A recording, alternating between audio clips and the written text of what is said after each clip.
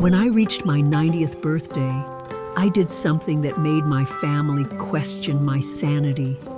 I took my address book, a heavy, leather-bound thing filled with decades of names, phone numbers, and lifelong obligations, and I dropped it right into the fireplace.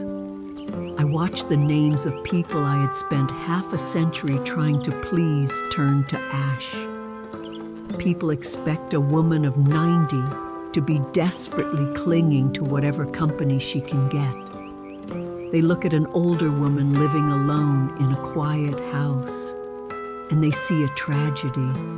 They see someone who has been left behind, but they do not know the quiet, terrifying, and deeply beautiful truth about what happens when you finally stop allowing others to consume your life.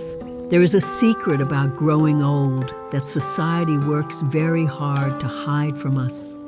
The worst, most soul-crushing loneliness you will ever experience in this life does not come from sitting alone in an empty room.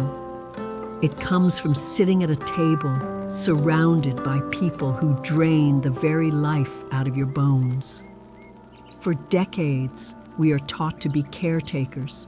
We manage our husbands' moods, we absorb our children's worries, and we nod along to the endless complaints of our friends.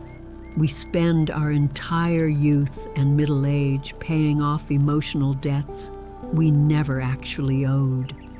By the time we reach our 70s, 80s, and 90s, our souls are exhausted. Yet society tells us that to be old and alone is a miserable fate. My dear friend Dorothy realized the lie in this when she was 74. For 30 years, she had met the same group of women for coffee every Tuesday. 3 decades of listening to them compare their children, complain about their ailments, and spread bitter gossip. One Tuesday, she sat there, looked at her lukewarm coffee, and realized she was suffocating. She stood up, paid her bill, walked out the door, and never spoke to them again. People called her cruel. They said she would die a lonely woman. But Dorothy told me later that the first time she walked through the park by herself, with no one to judge her, no one to demand her attention, and no one to drag down her spirit, she felt an overwhelming sense of peace. She didn't lose her friends. She simply stopped needing them. There is a profound difference that takes a lifetime to understand. Loneliness is the painful hunger for someone else, but solitude is the absolute triumphant fulfillment of finally having yourself. Welcome to the channel, Grandma Helen's Wisdom. I am truly glad you are here with me today. If you have ever felt tired of performing for the world, if you are secretly craving the quiet, but feel guilty for wanting it, you are not alone.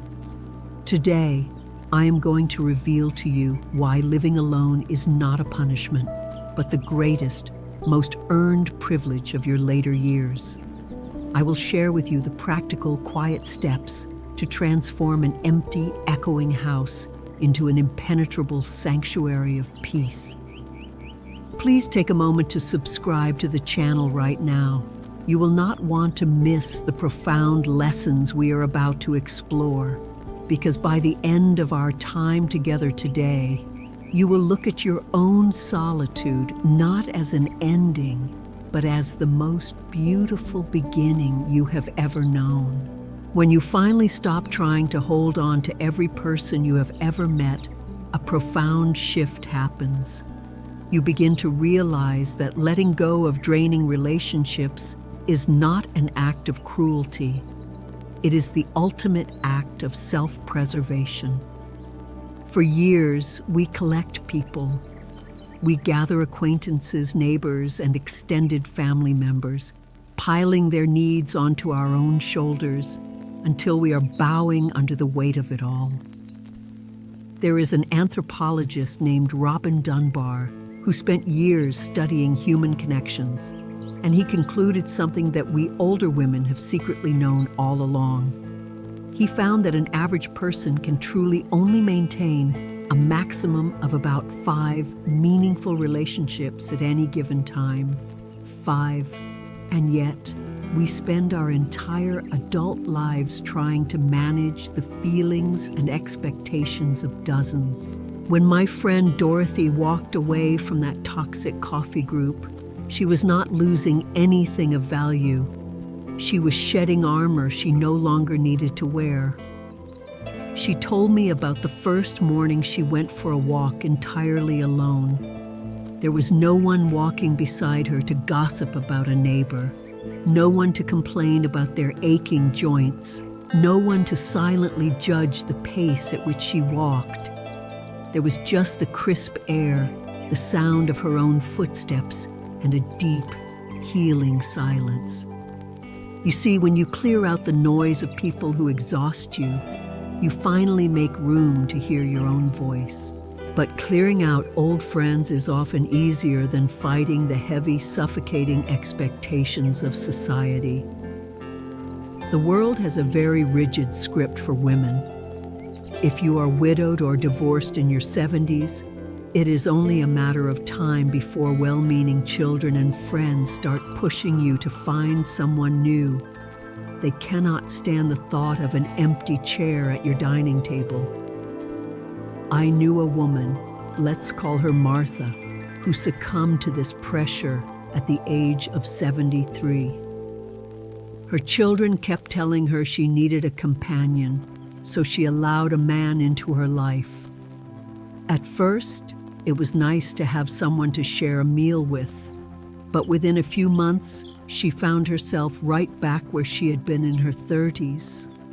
She was cooking the meals he preferred, adjusting her schedule to match his doctor appointments, and sitting quietly while he watched the television programs he liked. She was managing his moods, catering to his habits, and tiptoeing around his temper. One evening, she looked at him asleep in his chair and realized she was more exhausted and profoundly lonely in his presence than she had ever been in her empty house. She ended it the very next day. Martha learned the hard way that true freedom is not having someone to hold your hand. True freedom is eating a slice of cherry pie for dinner at 9 o'clock at night, if you feel like it. It is going to sleep exactly when you are tired and waking up when you are rested, without ever having to compromise, negotiate, or explain yourself to another living soul. So, how do you actually embrace this freedom? How do you keep the quiet from turning into isolation? Solitude is not just the absence of people. It is a practice. It is an art you must cultivate. If you want to transform an empty house into a sacred sanctuary, you must build it with intention. It begins with the quiet discipline of a morning ritual. It does not need to be complicated. For me, it is the simple act of brewing a cup of Earl Grey tea at 7 in the morning. I sit by the window and watch the sparrows in the garden for 20 minutes. I do this before the telephone rings, before the news is turned on, before anyone in the world knows I am awake. Those 20 minutes belong entirely to me. They create a gentle structure, a reminder that I am the author of my own day. Once the day begins, you must find a way to anchor yourself, and the best way to do that is to work with your hands. When you live alone, the mind can sometimes wander into the past, pulling up old regrets or anxieties, but the hands belong to the present. Whether it is knitting a scarf, planting tomatoes in the garden, baking a loaf of bread, or sweeping watercolors across a thick piece of paper, when your hands are busy, your mind grows still. You are taking raw materials and creating something new. In a quiet house, making something beautiful with your own hands is a gentle, undeniable proof of your own existence and your own worth. And finally, you must step outside of the walls you have built and immerse yourself in nature. Society will tell you that you need a crowded room to feel connected, but that is a lie. Spend 20 minutes sitting on a park bench. Breathe in the scent of the damp earth and the old trees. Science calls this forest bathing, and researchers say it reduces your stress hormones by 12%. But my soul tells me it does much more than that. When you sit among the trees, you are reminded of something vital. Nature does not care how much money you have. The wind does not judge your wrinkles. The birds do not ask you why you are sitting alone. And the oak trees never, ever ask about the achievements of your grandchildren. They simply allow you to be. They welcome you exactly as you are. I want you to make a promise to an old woman today. Sometime this week, do something incredibly brave. Say no. When the telephone rings with someone who drains your spirit, just let it ring. Decline that invitation that feels like a heavy chore. You have spent decades saying yes to please everyone else. You have finally earned the right to close your door. Next, find a small, simple notebook to keep right by your bed. I like to call it a noticing journal. Every evening, before sleep, write down 3 tiny things you witnessed that day, simply because you were not busy managing someone else. It might be the way the afternoon sunlight slanted across your kitchen floor, the sharp smell of rain on the pavement, or a single bird singing in the quiet. Paying attention to these still, present moments is the absolute secret to discovering that being alone is not an empty room, but a life completely full of joy. The old philosopher Arthur Schopenhauer once wrote that a person can only truly be themselves as long as they are alone. It took me almost 90 years of living and giving myself away to understand how profoundly true that is. Society desperately wants you to believe that ending up on your own is a failure, a sad picture of someone the world has simply abandoned. But my dear, it is not a tragedy. It is the moment you are finally, beautifully free to be exactly who you were always meant to be, without asking for permission. I want to hear your heart on this matter. Are you living alone and finally discovering this incredible, quiet freedom? Or are you sitting in a house full of people and feeling completely lonely? Please leave a comment below and share your story with our community. We learn so much from each other's journeys. If my words brought you any comfort or clarity today, do not forget to like and share this video with someone who might need to hear this truth. Guard your peace, and I will speak with you again very soon.